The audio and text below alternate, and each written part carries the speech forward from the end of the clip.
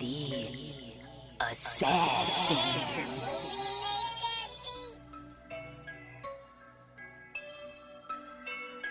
You know I break necks, call me Jack Tate.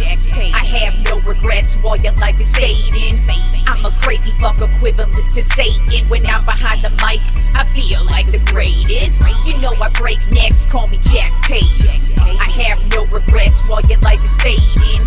I'm a crazy fuck equivalent to Satan.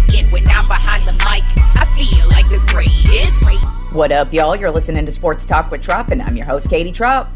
Well, thankfully, I have a voice today because last night went and saw Madonna in Houston and pretty much was jamming my ass off and didn't really have much of a voice afterwards. So I was kind of worried I wouldn't have one today, but I did. And by the way, Madonna kicked fucking ass as usual. I get to see her 2 more times, by the way. So pretty excited about that. But and speaking of music, I did drop my 3rd single from my upcoming album, Suck My Dick. Single is called Killin' With Crazy. You can check that out on my official website, katietropp.net, where you can also find out the katietropp.net or the Sports Talk with Tropp preferred sports books. If you just hit the Sports Talk with Tropp tab, you will see right at the top of the page there is a banner that says Sports Talk with Tropp's preferred sports books. Click that button, and you will see some of the preferred sports books that you could sign up with and gamble your life away if you choose to do so, and of course in participating states only. Anyways, let's get into the March Madness.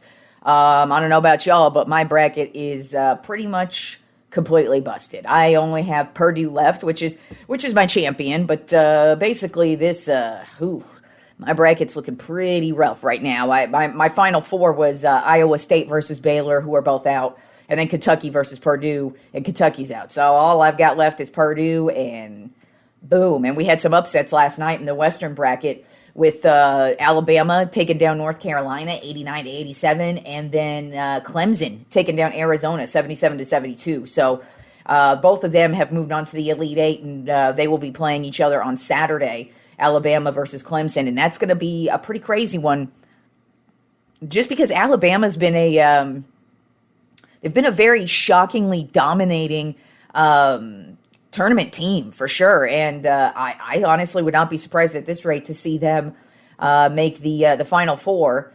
But we'll see, though. Clemson's been playing the upset special as well this entire run. But I just am looking at Alabama, and they took out a really good North Carolina team. And then, they've really pretty much annihilated everybody along the way here. I mean, in the first round, they won 100. They scored 109 points. You know what I'm saying? So this is a team that is pretty damn good. So we'll see what happens in that matchup. I'm going to take Alabama in that matchup just because they've been so dominating lately. Honestly, wouldn't be shocked to see them win at all. But we'll see. Obviously, that we have a ways to go before we get there. And then we also had UConn took out San Diego State, and I mean in dominating fashion. So UConn has moved on, and then Illinois took out Iowa State, and that was another close one. They took them out 72-69. So in the East bracket, the Elite Eight matchup is going to be UConn versus Illinois, and I'm going to go with UConn in that one because UConn's been probably the most dominating college basketball team all season. So at this point, I mean the way they beat San Diego State, or really the way they beat everybody at this rate. I mean, I think they've won by 20 points, at least by a 20-point margin in every single one of their matchups right now. So UConn kind of difficult to pick against at this point in time. Then moving on to tonight's matchups, we have Houston versus Duke. I'm going to take Houston in that one just because that's who I was taking to begin with in my beginning bracket. And I do think they're a better team, but Duke's it's definitely going to be a good matchup, I imagine. Then we have NC State versus Marquette. I didn't have either of these teams winning in this matchup. I actually had Kentucky when my bracket first started, so I'm actually going to go with Marquette in this one. They've been playing solid basketball. Not that NC State hasn't, but I just feel like Marquette's the better team. Then we also have Purdue playing Gonzaga.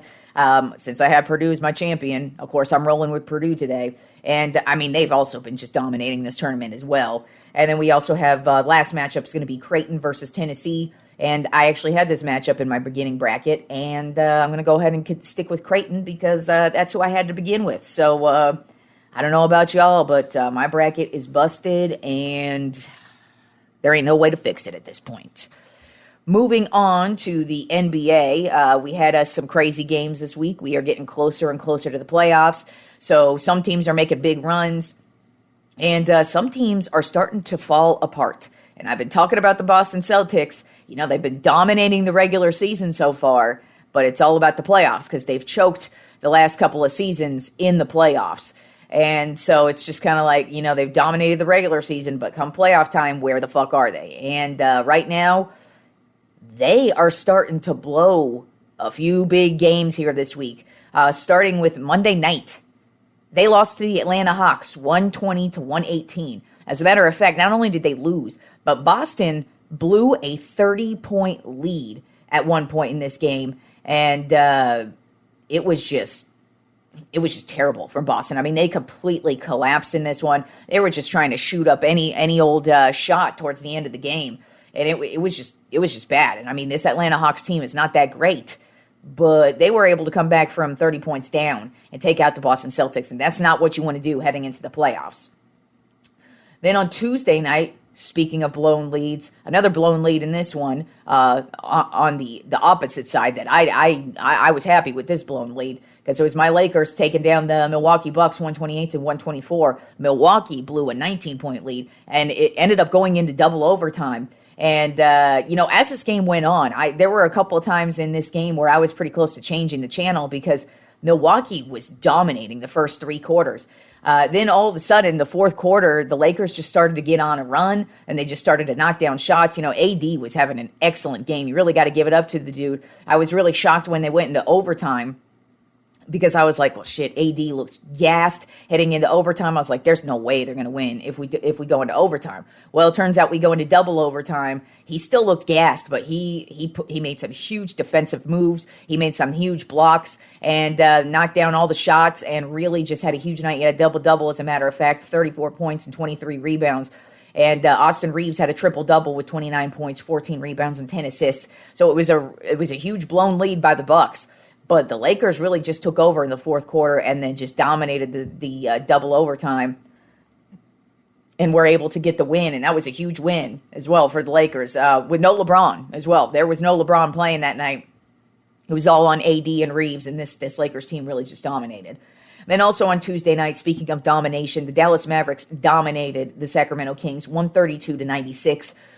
Luka almost didn't play this game. He was a game time decision with his Achilles. He's got an irritation down there, and you know it's getting close to playoff time, so you don't want to really just play him for no reason. But at the end of the day, the Mavericks are right now they're fighting for their playoff spot, really.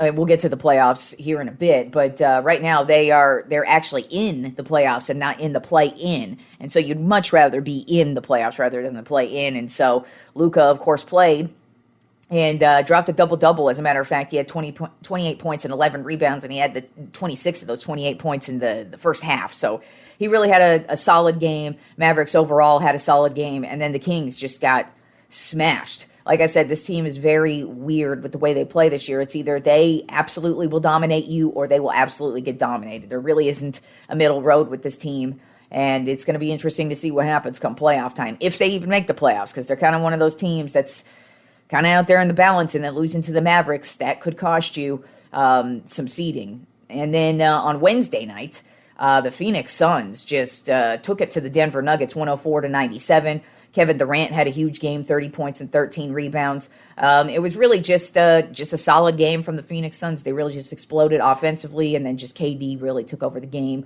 when he needed to, and they just got a big win over the Denver Nuggets, who are still the best team in the West. So not really a big loss for them, but a big win for the Suns. Then last night, Boston got beat again by the Atlanta Hawks. They lost 123-122, this time in overtime. DeJounte Murray had 44 points and actually had the game-winning shot in overtime, and just yet another big loss for the Celtics. These are two big losses in a row to an Atlanta Hawks team that's just not that good. I mean, they're in line for the playoffs. They really could use the win, but Boston falling apart, getting close to the playoffs. You really don't want to do that. Yeah, the Eastern Conference is pretty much theirs for the taking. But if they start slipping up, along the way here, they are not going to be a team you look at with a lot of confidence. And then the last game last night that we had that was also exciting was the New Orleans Pelicans versus the Milwaukee Bucks. The Pelicans got the win 107-100. Zion had a huge game, made some clutch free throws, ended up with 28 points in the end. And the Pelicans are just really, they've had a really solid season just overall. But over the last month and a half, they've really found their identity and they just really keep it moving. Despite Brandon Ingram's injury, they really just look solid right now, playing some good basketball. Against a good team, too. I mean, the Milwaukee Bucks are very Jekyll and Hyde all season long, but still, to beat one of the best teams in the East. And pretty much the Pelicans dominated the game for the most part. They had the lead for, I believe, the whole game, and if not the majority of the game for sure. But the Pelicans got the win, and the Bucks got yet another loss. So it's not a good week for the Boston Celtics or the Milwaukee Bucks. And the Eastern Conference just not looking that good, but the Western Conference is stacked. So let's get to the NBA playoffs and how everything's looking out there right now. Beginning with the Western Conference, right now the number 1 seed is the Denver Nuggets. Number 2 overall seed is the Minnesota Timberwolves. Number 3 is the Oklahoma City Thunder. Number 4 is Los Angeles Clippers. Number 5 is the New Orleans Pelicans. And number 6 are the Dallas Mavericks. And on the play-in side of things, number 7 seed Phoenix Suns. Number 8 seed Sacramento Kings. Number 9 seed Lakers. And number 10 seed the Golden State Warriors. Then over on the Eastern Conference side of things, number 1 seed Boston Celtics, number 2 the Milwaukee Bucks. So right there, even though they both had a bad week, you know what? They're still the number 1 and 2 seed in the Eastern Conference. So that's fine, but who knows what's going to happen throughout the rest of the playoffs. Then the number 3 seed is the New York Knicks. Number 4 seed, the Cleveland Cavaliers. Number 5, Orlando Magic. And number 6, the Indiana Pacers. And then on the play-in side of things, number 7 seed would be the Miami Heat. Number 8 seed, the Philadelphia 76ers. Number 9 seed, the Chicago Bulls. And number 10 seed would be the Atlanta Hawks. So those couple of wins they got this week against the Boston Celtics really helped boost them up into the playoff picture.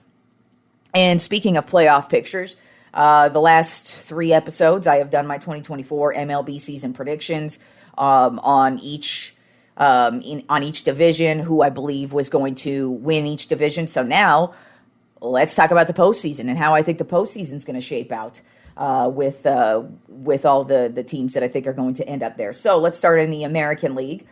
With, I believe, the number 1 overall seed is going to be the Baltimore Orioles. You know, like I said, I feel like they're going to be one of the hottest teams in the league and just continue to build off of what they did last year. And I also think they're going to win their division.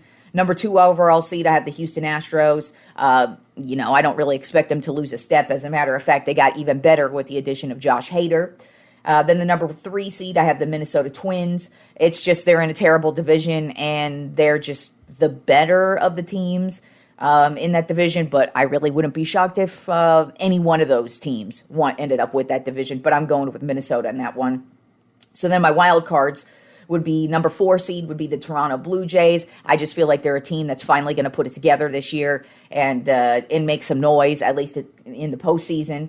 Then my number 5 seed, I have the Texas Rangers. They are the defending champs. I don't expect them to really lose a step. It's just they do have some injuries to overcome with Scherzer and DeGrom. They're both on the injured list right now to start the season, so that could kind of potentially hold you back from winning their division, and they are in one of the toughest divisions in baseball. So I just kind of feel like the Rangers, they were a wild card team last year when they won the World Series anyway, so it's not like it really matters how you get into the playoffs. It's just you need to get there.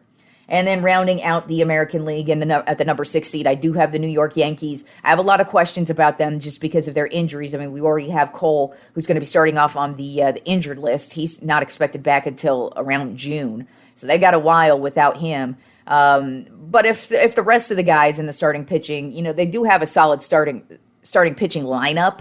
It's just there's just so many questions with them. Are they going to be able to stay healthy? Soto, I do think is going to make a huge impact on them offensively, but it's really just their pitching is where I have a lot of their concerns. And then you've got Cole beginning the season on the injured list. That's just not what you want, but I do still have them making the playoffs. Then in the National League, my number one overall seed is the Atlanta Braves. I just think they're the best team in baseball, hands down. Then the number 2 seed I have is the Los Angeles Dodgers. Also, just one of the top, most talented teams. Can't really overlook what they've built. And, they picked up Shohei Ohtani in the offseason, so that just adds to their even more stellar offense. But they do have a lot of questions at the starting pitching position. We'll see what happens as the season unfolds, but I think they have a lot of questions at the starting pitching position. Then at number 3 in the National League, I have the St. Louis Cardinals winning their division. It's just really, they had a bad year last year, so I wouldn't be shocked to see them bounce back and have a solid year this year. So my wild card teams in the National League, number 4 seed, the Philadelphia Phillies. They're just a good team. They've got a great starting pitching core. They've got a good built bullpen. They've got really solid offense. So I just kind of feel like they're going to be right back in the mix of things. Then the number 5 seed, I have the New York Mets. And I'm not really that sold on them. It's just, I was looking over the National League and they do have a pretty decent roster. It's just their starting pitching is pretty terrible, but I wouldn't be shocked to see them back their way into the playoffs. And then my number 6 seed I have is the Arizona Diamondbacks. They also have a nice young core coming off of a really good year last year. They went to the World Series. They did lose, but they still had a solid year, great regular season, and were able to beat some really fantastic teams in a great postseason run. So I won't be shocked to see them right back in it. So I've got them at the number 6 seed.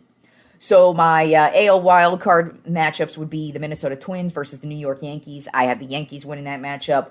And then the Toronto Blue Jays versus the Texas Rangers. And I have the Blue Jays winning that matchup. Just because, like I said, I feel like the Blue Jays are going to be one of those teams that really finally puts it together and has a very consistent year. Then my National League wild card matchups would be the St. Louis Cardinals versus the Arizona Diamondbacks. I have St. Louis winning that matchup. And then the Philadelphia Phillies versus the New York Mets. And I have the New York Mets winning that matchup just to throw a wrench into things there. Then my ALDS matchup is the Baltimore Orioles versus the New York Yankees. I have the Orioles winning that matchup. And then the Houston Astros versus the Toronto Blue Jays. I have the Blue Jays winning that matchup. Then in the NLDS, I have the Atlanta Braves versus the New York Mets. I have the Braves winning that matchup. And then the Dodgers versus the St. Louis Cardinals. I have the Cardinals winning that matchup. So my ALCS, I have the Baltimore Orioles versus the Toronto Blue Jays. And I have Baltimore moving on and winning that matchup. That would be a great matchup because it's two division teams, two division rivals who know each other very well. So I just kind of feel like it would be an excellent series. But I have a lot of belief in Baltimore this year. So I'm going with Baltimore to represent the American League in the World Series. And then my NLCS is the Atlanta Braves versus the St. Louis Cardinals. And I have Atlanta moving on to the World Series for the National League. So my World Series matchup is the Baltimore Orioles versus the Atlanta Braves. And my overall champ is going to be the Atlanta Braves. I just think they're too talented and too good. And I mean, really, I feel like the only thing that gets in the way of their championship, of course, is injuries. But that's really the case for every team. And then just them potentially getting in their own way because that just tends to happen throughout the season. But they have a great roster. They're going to have zero issues scoring offense. They're going to have a great defensive infield and outfield. You got Acuna coming off of an MVP season. You got Spencer Strider coming off of a fantastic season as well. I do have questions with their pitching in a couple areas. I don't think they have a lot of depth, but overall, I expect the Braves to be one of the best teams in the league, and I've got them winning it all. All right, so let's move on. Getting back to my list, I skipped it last week because I was doing the baseball predictions. So I went ahead and took a break from the list last week. But we're back at it with the NFL GOATs of each decade. So we're moving on to the top 10 NFL GOATs of the 1990s. And this one they've all been pretty difficult. But this one, for me, was probably the most difficult because the 90s is when I started to watch football. And so there are so many players. I was like, oh, shit, I got to leave him out. Oh, shit, I got to leave him out. I got to put him in. Like, it was really difficult. Now, number 1 and 2 were not difficult at all. I knew I was going to put them at number 1 and 2 because they were the two players that absolutely dominated the 90s. I will say that some of this list is going to piss off some of you Cowboys haters because I know you all like to act like the dynasty Cowboys of the 90s was some like Fugazi team when they're one of the most dominating dynasties ever. And you always like to make excuses up for all the players and act like, oh, yeah, Emmitt Smith had a great offensive line. He would have been nothing without it. Yeah, well, guess what? That's the case for everybody. So shut the fuck up and get over it. So let's get on to my top 10 NFL GOATs of the 1990s, beginning with number 10. And if you know me, you know this is my favorite player of all time in football, and there was no way I was leaving him off the list.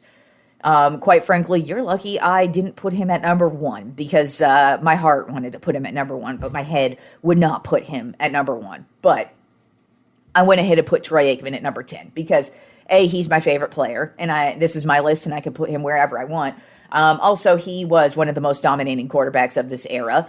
And all he did was win. And as a matter of fact, he won at every level that he ever played in his entire career at quarterback, from Pee Wee League to high school to college, all the way to the pros. But all y'all like to talk about how overrated he is because, he had all this great talent surrounding him because no other football player in the history of sports has ever had that happen to him, right? Yep, no, only Troy Aikman. Well, he is number 10 on my list, quarterback of the Dallas Cowboys, played from 1989 to 2000. Won Super Bowl 27, 28, and 30. This is one of the reasons why he's on there, because when you actually dominate the Super Bowls, that is all that matters. He was actually the Super Bowl MVP of Super Bowl 27. His career passing yards, 32,942 yards with 165 touchdowns. Literally one of the most efficient quarterbacks of all time, and just dominated the league. And like I said, my favorite football player, and there was no way I was making this list and not including him somewhere on it. Like I said, y'all are lucky I put him all the way down at 10 because, like I said, Hart would have put him at number 1. Moving on to number 9 on my top 10 NFL GOATs of the 1990s, John Randall, one of the most fun defenders to ever watch. He was absolutely insane. The defensive tackle of the Minnesota Vikings. Well, that's who he mostly played for. From 1990 to 2000, his career stats are 556 total tackles, 137 and a half sacks, 29 forced fumbles, 11 fumble returns, or 11 fumble recoveries, 1 interception, and 1 touchdown. He is a 6-time first-team All-Pro from 1993 to 1998, and he led the league in sacks in 1997 and just was an all-around badass motherfucker. He was hilarious. He would say the most insane shit to some people on the field, and he just was nuts. You would just see him on the sideline, and you could just see what an insane motherfucker he was, and I really enjoyed watching him. It was actually kind of hard to put him down at number 9 because he was so good, but there are a few other defenders who are ranked above him on this list, for me at least. So then at number 8 on my top 10 NFL GOATs of the 1990s, Reggie White. Now this is the first repeat because he was on the 1980s list, and now he's on the 1990s list. Now he really mostly dominated the 80s. The majority of his dominance was definitely 80s. When he went to the Packers in the 90s, he played with the Packers from 93 to 98, and he actually won the Super Bowl with them in 31, but they weren't as dependent on him as the Eagles were. And, he obviously was the guy on defense, but they actually had quite a few pieces on the defensive side of the ball that really were able to make big plays, just like Reggie White. So most of his dominance was in the 80s, but he still dominated the 90s, and I couldn't leave him off. Of course, his career stats, 198 sacks, 33 forced fumbles, 3 interceptions, and 2 touchdowns, and just one of the overall greatest defensive players you will ever have seen play. There are more stats, of course. I didn't rattle off all of the ones from the 80s just because I already went off on those stats. So Go listen to that episode if you want to hear more Reggie White stats. But he was just one of the most dominating figures. And when he played for the Eagles in the 80s, he was fantastic. And then he went over to the Packers and did the same thing in dominating fashion. And he actually ended his career with the Carolina Panthers. So he did play for a couple other teams, but he was mostly known for his time with the Eagles and the Packers. And in the 90s, it was all about the Packers. Then at number 7 on my Tropp 10 NFL GOATs of the 1990s, I have Bruce Smith. It was hard to put Bruce Smith down this far, but I had to. And actually, you know, I was going between these three, Randall, White, and Bruce Smith. I just was going back and forth. And then finally I looked at Bruce Smith's stats and I was like, come on. Really, there was no more dominating defensive end than Bruce Smith in the 90s, and so I went with Bruce Smith above the last two. But it was really hard to when you pit them against each other. They were all badass motherfuckers, but Bruce Smith has the resume. He was the defensive end for the Buffalo Bills from 1985 to 1999. His career totals are 200 sacks, 2 safeties, 43 forced fumbles, 15 fumble recoveries, 2 interceptions, and 1 touchdown. And the 200 sacks is actually the NFL record.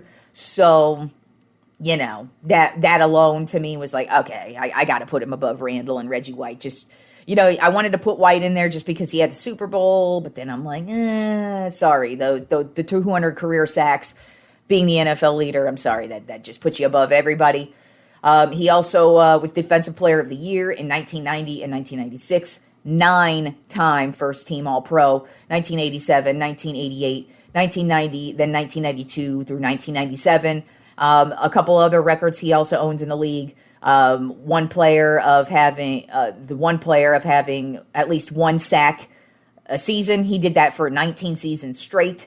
And then 10 plus sacks a season, he did that for 13 seasons straight. And so those are both NFL records, along with his career 200 sacks is also an NFL record. And really, Bruce Smith was just you know, there were a lot of leaders on that Bills team, of course, because, you know, they had Jim Kelly, but I just kind of feel like their backbone, their heartbeat was Bruce Smith, and they went as that dude went.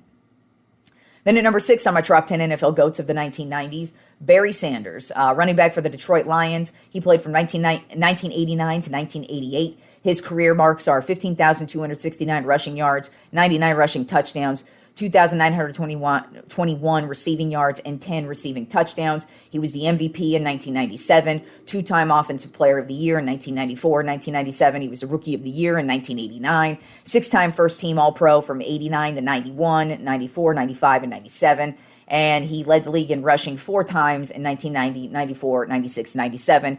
Definitely one of the most dominating running backs of this time. Definitely exciting. But I know a lot of people are going to be very upset because, yes, he is behind Emmitt Smith on this list, and you can get upset about it all you want, but guess what? Emmitt Smith showed up in the postseason. Barry Sanders did not. The end of that argument. You can suck a fat one. But Barry Sanders was still great. He was still exciting, and absolutely one of the most dominating players of the 1990s, so he had to go on this list. Then at number 5 on my Tropp 10 NFL GOATs of the 1990s, Deion Sanders. He was the cornerback for the Atlanta Falcons from 1989 to 1993. He was with the San Francisco 49ers in 1994. Then he played with the Cowboys from 95 to 1999. And then he played for a couple other teams as well, the Redskins and the Ravens, to end his career. But, I mean, really, the thing about Deion Sanders is he is one of the most unique players football has ever seen. He was a 3-tool player where he played defense. Of course, that was his primary position, was cornerback. But he also would play wide receiver sometimes on offense. And then he was a special teams beast on punt returns and kick returns. So he not only was a fantastic cornerback, I mean, you really could not score on Deion Sanders. He was one of the definition of shutdown cornerback is Deion Sanders. But the fact that he could play offense and special teams, and once he went to the Cowboys, that's where the offensive side of things really took off for him. It wasn't really just he was thrown in every once in a while. I mean, he made some key plays in Super Bowl 30 on the offensive side of the ball. So some of Deion's career stats are 53 interceptions, 10 forced fumbles, 13 fumbled recoveries, 10 defensive touchdowns. On punt returns, he's got 2,199 yards with 6 touchdowns. On kick returns, he's got 3,523 yards and 3 touchdowns. And on offense, he has a total of 10 touchdowns. So the guy didn't just play all three sides of the ball. He actually played them well, too. He was dominating on defense. He was actually dominating on special teams. He was one of the most electric players on special teams, really. Just watch him. And then offensively, he would make some big plays, and you could always count on Deion Sanders to show up. He was the Defensive Player of the Year in 1994. He's a 6-time first-team All-Pro from 92 to 94, and then from 96 to 98. And he was also so athletic that he played baseball as well. At the same time, when he played in the NFL, he was actually the first athlete ever to play in an NFL game and an MLB game in one night. Now, unfortunately, the baseball game, they didn't play him. He just suited up. But basically, he played his football game, flew out to the baseball game, and showed up and actually was ready to play, but they just did not play him. And but I mean, he played baseball while he played football. That is how talented and unique Deion Sanders is. That's why when I say, man, if you missed out on Deion Sanders, I just feel bad for you because you missed greatness. And another great thing about Deion Sanders, and it's one of my favorite Deion Sanders moments because it was when he was in a Cowboys uniform. It is called the Deion game. It is a Monday Night Football game against the New York Giants in which he would have an interception for a touchdown, a punt return for a touchdown. He would set up the Cowboys in good field position after making a huge play on offense at the wide receiver position, and he would also have a nice kick return as well. So it was literally a game in which he had a hand in just about every game-winning drive or every scoring drive in that game. And I mean, really, he was just something else. No matter who he played for, he was just something else. And he had one of the greatest careers ever, and I enjoyed it. Then at number 4 on my Tropp 10 NFL GOATs of the 1990s, Steve Young, the quarterback of the San Francisco 49ers. He played for the Niners from 1987 to 1999. He, of course, started his career with the Buccaneers and would end it with the 49ers. He actually would start out as Montana's backup, and then they would just go back and forth for a few years, playing the rotating quarterback, and then they decided to go with Steve Young. And he actually he is a 3-time Super Bowl champion, but 2 of those Super Bowls he was the backup. So for 23 and 24 he was the backup, but for 29, not only did the Niners win that one, but he was the MVP and actually scored the most touchdowns. It was a Super Bowl record at the time, 6 touchdowns. I believe Tom Brady has tied it, of course. I mean, if it ain't Tom Brady, who the fuck else is it? But regardless, he did have 6 touchdowns, and it was really just one of his most dominating performances ever. But I mean, just in the 90s, Steve Young really just dominated this league. And also, it's funny, too, because, Niners fans, of course, loved Joe Montana, and so it took a while for them to warm up to Steve Young when he became the starter, but once he finally won Super Bowl 29, I think they were finally over it.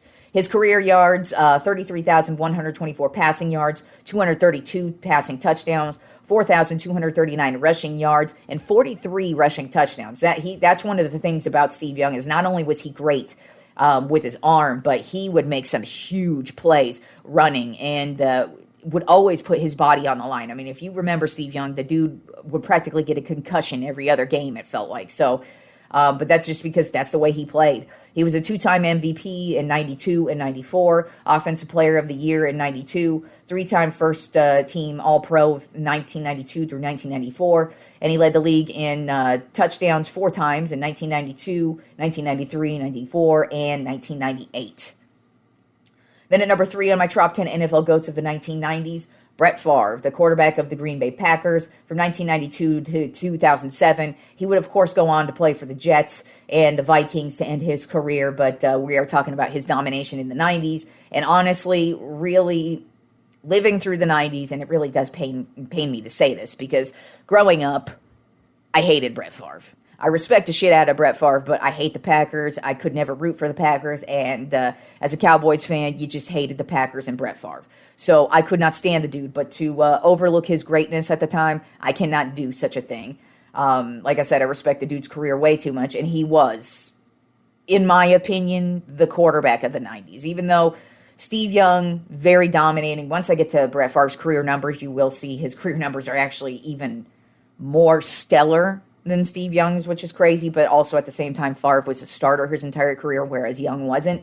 And then Aikman didn't have nearly the blowout stats that Favre had, and he was more of just a winner, whereas Favre was the fun gunslinger that everybody just really liked at the time. But you really can't deny not only his greatness, but his popularity at the same time. Because if you don't know, I'm taking that into account in my GOATS list here is kind of not just your popularity, but just you. If you were a face of the league, there was a reason why, and Brett Favre in the 90s was one of the many faces of the league. So his career stats. His career passing yards are 71,838 yards. Okay? I mean, right there. That's 71,000 passing yards in his career. As I said, Aikman's another quarterback on this list. He had 32,942, and Steve Young had 33,124. Brett Favre had 71,838 passing yards. So that right there, that stat alone puts him right up there. And then he had 508 touchdowns. So, come on, y'all. I had to put him up there. He also won Super Bowl 31, of course. He's a three-time MVP. And at the time, that he won it 3 years consecutively, and that was the first time that had ever happened in the league. He won 95, 96, and 97. Offensive Player of the Year in 1995. Three-time first-team All-Pro, 1995 through 97. Led the league in touchdowns 4 times from 95, 96, 97, and 2003. He also had a record 297 consecutive starts. So that's another thing. He was just known as the Iron Man. He would get the weirdest injuries, and he would still play. So, you know, even though I hated the dude, I still got to put him up there in those career stats. When I was going back, because I was flipping back and forth between him and Steve Young, just because they both really dominated. You know, they won MVPs, and they were pretty much the guys for quite some time there. But then once I looked at Favre's stats, I was like, sorry, Young. Sorry, dude. I gotta put stupid ass Favre above you. And I did it. So had to do it because, you can't deny the greatness there. And that was one of the things about Favre, just a total Iron Man and just absolutely dominated the league in the 90s. Then at number 2 on my Tropp 10 NFL GOATs of the 1990s, another guy who is a repeat on this list, and that would be Jerry Rice. Of course, I had him on my 1980s list, so I'm not going to go through all of his career stats since he has 1.5 million stats, and I already rattled them off in the 1980s episode. So go back and listen to that if you want to hear me rattle off some more on Jerry Rice. But obviously, San Francisco, the wide receiver of the San Francisco 49ers during the 90s from 1985 to 2000. And then, of course, he would end his career with going to Oakland and the Seahawks and the practice squad, I believe, with Denver. But anyways, he's known as the Niners, of course. 3-time Super Bowl champ, Super Bowl 23, 24, 29, and was the MVP of 23. Offensive Player of the Year in 1987 and 1993. 10-time first-team All-Pro from 1986 to 1990. And then 1992 to 1996. My guess is that 1991 season where he wasn't a first-team All-Pro, I'm betting he was injured that season.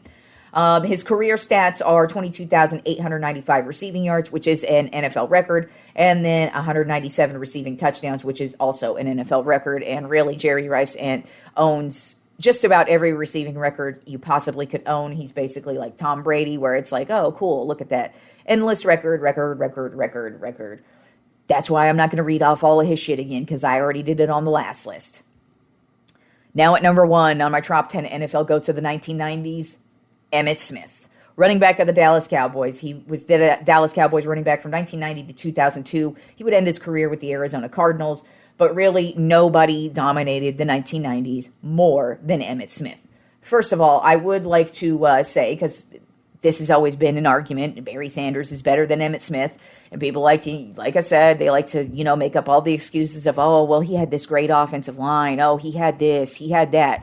Well, apparently y'all don't remember the 1993 season in which he held out for the first 2 games of the season, and the Cowboys would go 0-2 to start the season.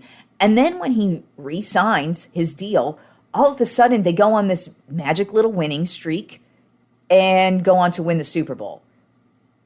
By the way, he won the MVP that year. So y'all need to learn this thing called facts and open your eyes and get over your haterade, because Emmitt Smith was the most dominating player of the 1990s. He won 3 Super Bowls, 27, 28, and 30. He was the MVP of Super Bowl 28. His career stats are rushing yards, 18,355 rushing yards. P.S. all-time leading rusher. That is the NFL record that I'm going to put on record right now. Nobody's breaking that record, at least at this rate. With the way they treat running backs in this league, I don't really see a running back able to have that kind of career where he dominates for that many years to even come close to 18,355 yards. So I'm betting Emmitt, if it gets broken, it's going to be a long ass time before it gets broken. His career touchdowns, 164 career touchdowns, 3,224 receiving yards, and 11 receiving touchdowns. He's the MVP of 1993, Rookie of the Year of 1990, 4-time first-team All-Pro from 92 to 95, 4-time rushing leader, 91, 92, 93, and 95, 3-time touchdown leader, 92, 94, and 95. And then some of the records he owns, like I said, rushing yards and rushing touchdowns. Both of those are NFL records.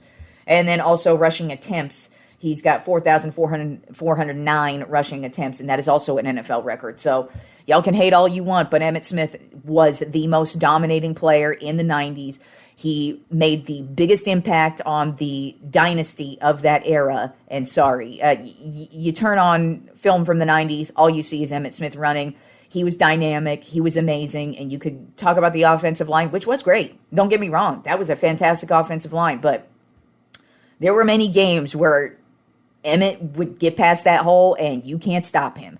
There were also games where he played with a dislocated shoulder. And like I said, the 93 season where he held out the first 2 games, that should tell you all what kind of an impact Emmitt Smith made on that team. Now, every player made an impact on that team, as they do with everyone, but Emmitt Smith was the face of the 90s, and he is my top 10 NFL GOAT of the 1990s. So, my top 10 NFL GOATs of the 1990s is 10, Troy Aikman, 9, John Randall, 8, Reggie White, 7, Bruce Smith, 6, Barry Sanders, 5, Deion Sanders, 4, Steve Young, 3, Brett Favre, 2, Jerry Rice, and number 1, Emmitt Smith. All right, y'all, enjoy the rest of March Madness.